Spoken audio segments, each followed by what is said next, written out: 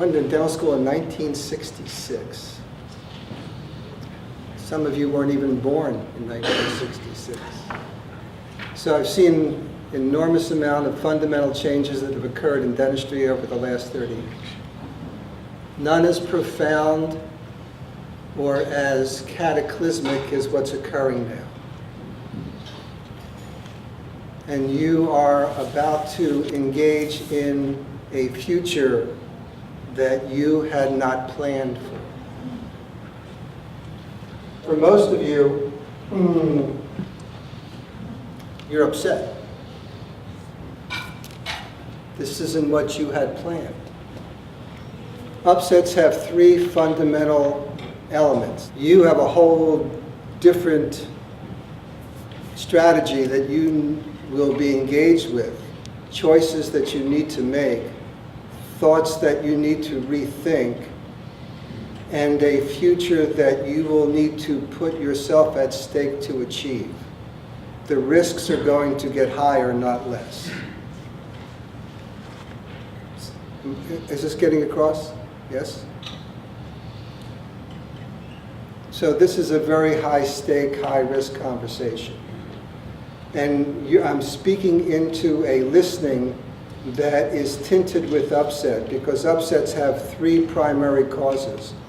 The first is unfulfilled expectations.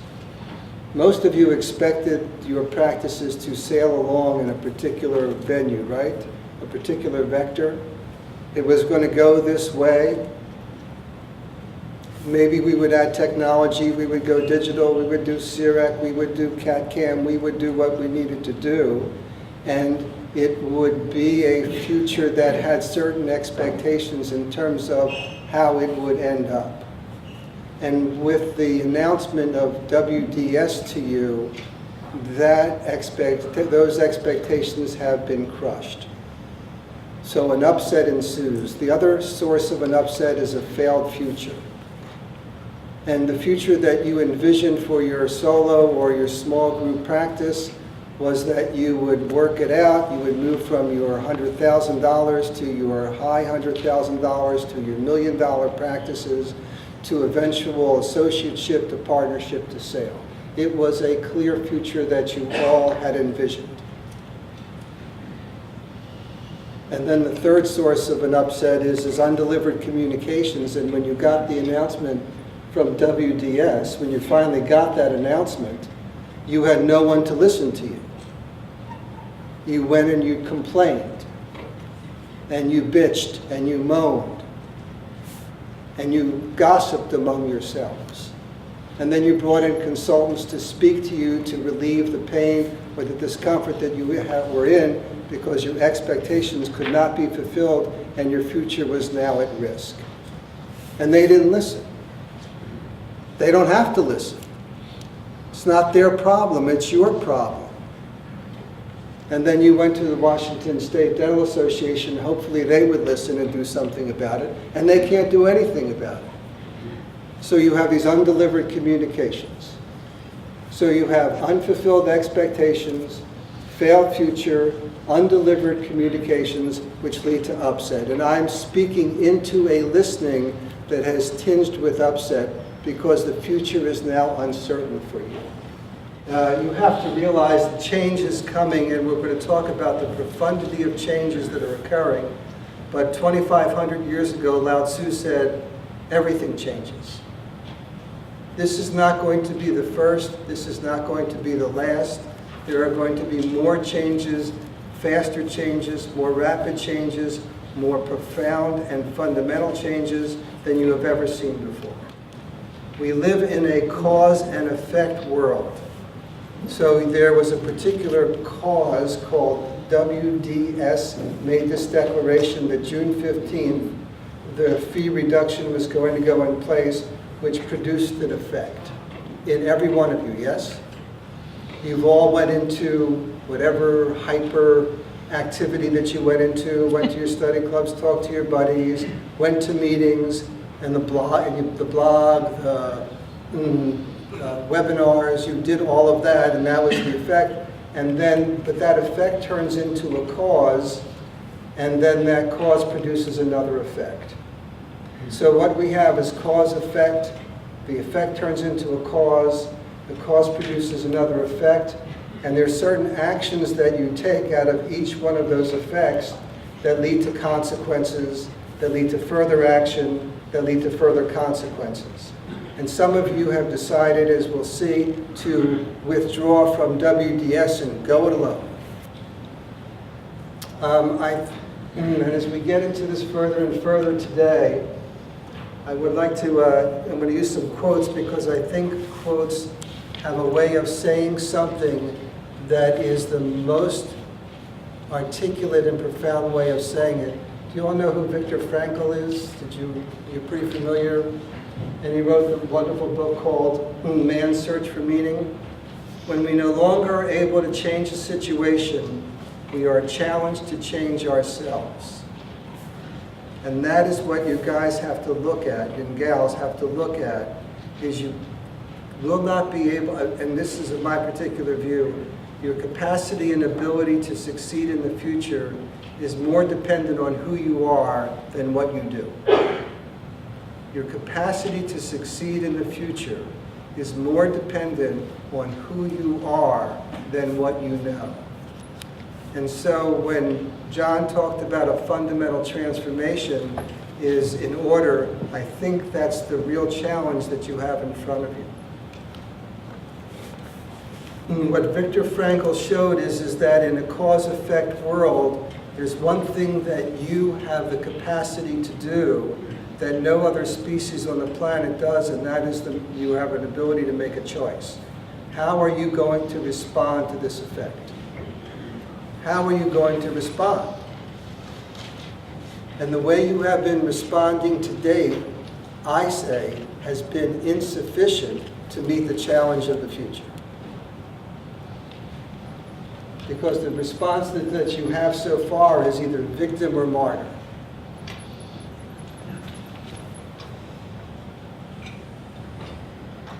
Oh, poor me. Or I'm going to throw myself on the sword. I'm going to unload myself of WDS. I'm going to go fee for service and let the chips fall where they may. I am here to talk about the other choices that are possible besides being a victim or a martyr. In the middle of difficulty lies opportunity. The only problem with this little picture up here is I'm starting to look like this. So what I'm about to talk about, what I'm about to speak about is not the truth. This is only how I see it. This is not necessarily the way it will be. The future is unpredictable. So this is my view, my perspective, and what I'll be working with my clients inside of this perspective to move forward. This is just how I see it. I'm not here to sell you anything. I'm actually pretty busy right now. There's a lot going on in this state, and I have a lot of clients in this state, and my distinction for me is that I really care about my clients, and I want to make sure that they have the opportunity to get through the next 3 to 4 years in a way that works for them. So this is my view. You are going to have to think for yourself, and I suggest that you don't believe me, that you actually try these things on and see if they fit, and if they fit, keep them, and if they don't fit, throw them out. The bottom line is you are responsible. You are responsible for making choices and for the future and for determining in which direction you will own, lead, and manage your practice so that it succeeds into the future. And it's your future. It's your choice. And as I said before, every choice has a consequence. So the choices you now make today and tomorrow, and for, I think, the short-term future, will determine your long-term future and success. So these are critical times. Right now, I may not have been privy to all the information that's been passed back and forth, but I listened to the Washington State Dental Association's webinar that you guys had, and you had 4 keynote speakers from various consulting companies. And what I heard, and I could be wrong, is their advice is decrease expenses, increase efficiencies, provide better customer service. That's what I heard. Is that what you heard? Yes? Well, when you look at it from that perspective, then what? What are you going to do next after you work on your expenses? What are you going to do after you increase efficiencies? And what are you going to do after you get better customer service? Now what? What are some of your answers? The blank stare is actually a reflection of where you are. What I see in the audience, and I may be off about this, is I've got no idea. Where will you be in 3 years from now if it keeps on going in this direction? Right now your choices are stay in or get out, right? That's your choice. How many of you have opted in? Stayed in, we're going to stay in? How many of you opting out?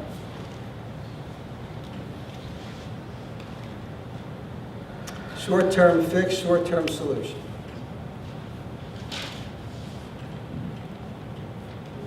Either way that you choose, whether you stay in or you stay out, whatever choice you are making, it's to protect the past. It's to protect what you've already got. It's to protect the practice the way it's currently designed and structured. It's what the past, yes? We don't want to give that up. We don't want to change. We don't want to think new thoughts. We love our technology, we love our stuff, and we want to do that, not anything else but that.